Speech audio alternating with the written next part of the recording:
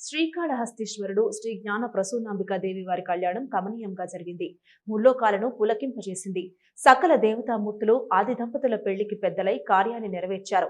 తెల్లవారుజామున పార్వతీ పరమేశ్వరుల కళ్యాణం అంగరంగ వైభవంగా జరిగింది. మంగళ వాయిద్యాల నడుమ మంత్రోచ్చారణలతో దక్షిణ కైలాసం మార్మోగింది. ఉమాశంకరుల కళ్యాణమే దివ్య ముహూర్తంగా భావించిన పలు జంటలు ఒక్కటయ్యాయి. మహాశివరాత్రి బ్రహ్మోత్సవాల్లో భాగంగా ఆది దంపతుల కళ్యాణం లోక కళ్యాణ కారకమైనది.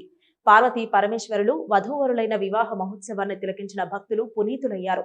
సోమవారం తెల్లవారుజామున సాగిన శ్రీకాళహస్తీశ్వరుని కళ్యాణోత్సవంలో సకల దేవతామూర్తులు పాల్గొని అక్షింతలతో నవదంపతులను ఆశీర్వదించారు. స్వామి సర్వాభరణుడై సుందరాకారుడై చందన లేపనాది సుగంధ ద్రవ్యాలు అద్దుకుని నవమోహనారుడై ఆలయం నుంచి కళ్యాణ వేదికకు అర్ధరాత్రి 12 గంటలు దాటిన తర్వాత ఊరేగింపుగా గజవాహనమిక్కి బయలుదేరాడు. జ్ఞాన ప్రసూనాంబ అమ్మవారు సూర్య చంద్రవంకలు ధరించి మణిమయ రత్న గోమేదికాభరణాలను అలంకరించుకుని సింహ వాహనమెక్కి అల్లనల్లన ఆగి తాను కూడా కళ్యాణ వేదిక అయిన పెండ్లి మండపం వద్దకు పయనమైంది. ముందుగా వేదికకు చేరుకున్న శివుడు అక్కడ కొలువయ్యాడు. ఆయన వెనుకే అరుదించిన అమ్మవారు ఎదురుగా నిలిచారు. ఇరువురి పెద్దల మధ్య పెళ్లి సంబంధానికి సంబంధించిన రాయబారాన్ని చండికేశ్వరుడు నడిపాడు.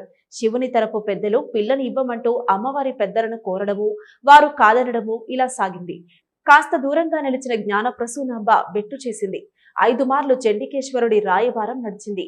చివరకు ఏకముఖ బిల్వ పత్రాన్ని రవంత విభూతిని మాత్రం కన్యాశుల్కంగా గ్రహించి జ్ఞాన ప్రసూనాంబ అమ్మవారు శ్రీకాళహస్తీశ్వరుడిని వివాహమాడడానికి సిద్ధమైంది.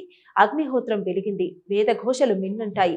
ప్రధాన అర్చకుల మంత్రపఠనం పవిత్రమై సాగింది. ప్రధాన పురోహితుడి ద్వారా అమ్మ మెడలో స్వామివారు మంగళసూత్ర ధారణ చేయడంతో ఆది దంపతుల కళ్యాణ మహోత్సవం ముగిసింది. అనంతరం తలంబ్రాలు పోసుకున్నారు. ముక్కోటి దేవతల ఆశీస్సులు కురిశాయి. శివ పార్వతుల కళ్యాణం చూడడానికి ఎక్కడున్న భక్తులకు 2 కళ్ళు చాలలేదు. సిగ్గుల మొగ్గగా మారిన అమ్మవారు రాజసం ఒలికిస్తూ ఠీవిగా నిలిచిన స్వామివారు 7 అడుగులు కలిసి నడిచారు. ఆది దంపతులే వెలిశారు. ఉమాపార్వతి కళ్యాణాన్ని తిలకించిన సకల లోకం పులకించి పరవశించింది. ఇదే శుభముహూర్తంగా భావించిన పలు జంటలు పెళ్లి చేసుకుని ఒక్కటయ్యాయి. దేవుడి పెళ్లి రోజు బాల్య వివాహాలు జరగకుండా చర్యలు తీసుకోవడంలో అధికారులు సఫలీకృతులయ్యారు. ఈ కార్యక్రమం ఆలయ పాలక మండలి చైర్మన్ అంజూరు శ్రీనివాసులు, ఆలయ ఈవో నాగేశ్వరరావు తదితరులు పాల్గొన్నారు.